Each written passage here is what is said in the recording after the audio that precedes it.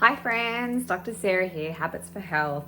So I wanted to touch on this video today and something that I think probably a lot of people maybe have heard of or haven't heard of, which is a measurement that we often use to assess people's risk for certain or risk for developing certain conditions, and that is called the waist to hip ratio. Now, you can find this on websites like Bupa and other kind of websites that talk about health and government websites that talk about health. You might have heard things of BMI before and obviously just weight and things like that. But what most evidence has found is that the waist to hip ratio is actually a fairly good predictor of someone's risk of developing cardiometabolic issues or insulin resistance, diabetes, stroke, heart disease. Okay, so how do you do the waist hip ratio? It's actually very easy. So you just simply get a measuring tape or not a measuring tape. You want any sort of measuring tape you can put around your waist, okay, and your basically backside and hips.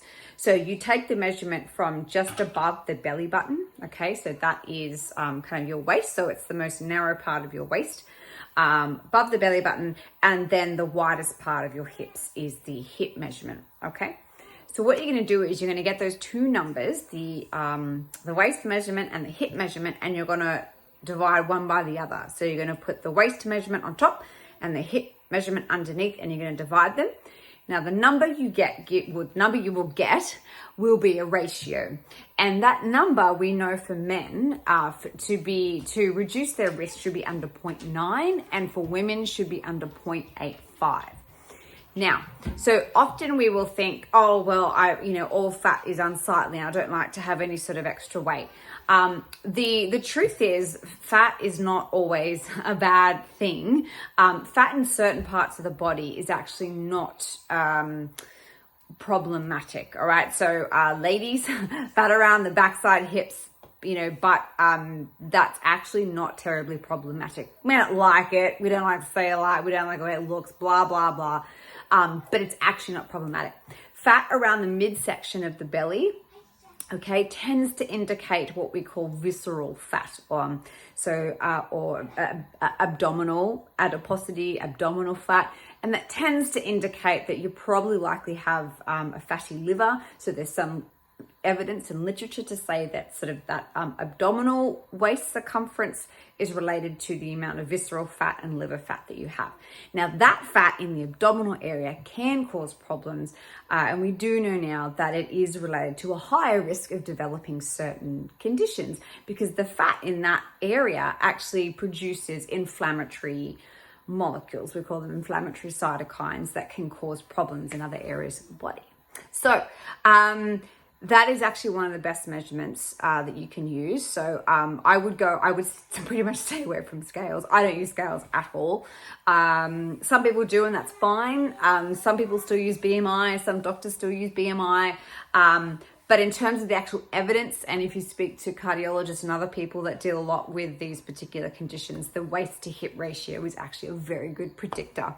So how do you reduce your belly fat? I think you know what I'm going to say in the answer here.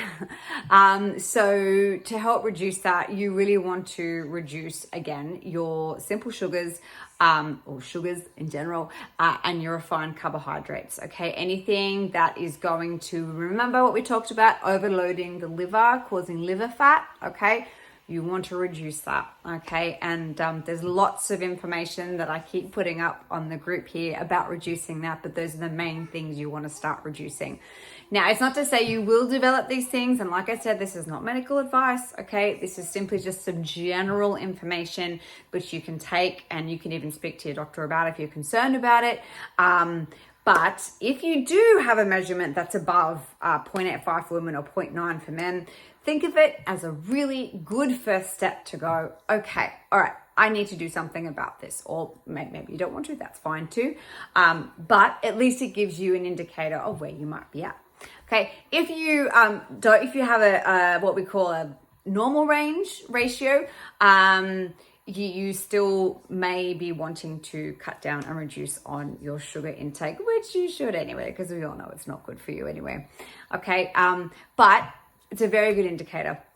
And so try it at home, see what measurements you get. If you're not really sure how to do it, you can always speak to your GP, and they can do a proper measurement for you. In fact, if you're not sure and you just want to know where you're at, it's always good just to go to the doctor and get a full set of bloods and just, check out everything. But that's the easiest test that you can do at home if you just want to have a check and see. Okay, so I know in the group a lot of people said, is it obesity? Is it abdominal fat? Is it is it age? Is it being fit? All these sort of risks, and some of those do all play risk factors. But we now sort of know that the best, easiest measurement to do is actually the waist to hip ratio. Okay. There are other factors, obviously, that will affect your health, but if you want to do that at home, it's very easy, and can just give you a good indication of whether you have a bit more visceral fat than what you probably is healthy for you. Okay. All right. Thank you guys. Talk soon. Bye.